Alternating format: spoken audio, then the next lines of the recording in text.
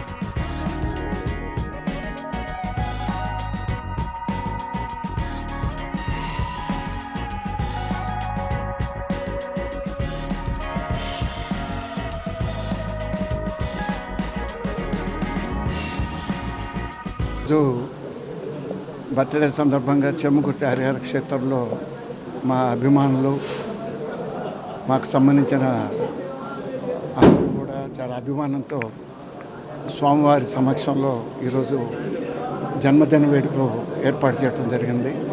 మనస్ఫూర్తిగా ఇక్కడికి ఇచ్చేసిన అభిమానులకు కానీ, అట్లానే అక్కడికి రాబోయే అభిమానులు కానీ, మా అందరూ కూడా మనస్ఫూర్తిగా వారికి అందరూ కూడా అభినందనలు తెలియపరుస్తూ భగవంతుడి ఆశీస్సులు అందరికీ ఉండాలని మనస్ఫూర్తిగా కోరుకుంటున్నాను.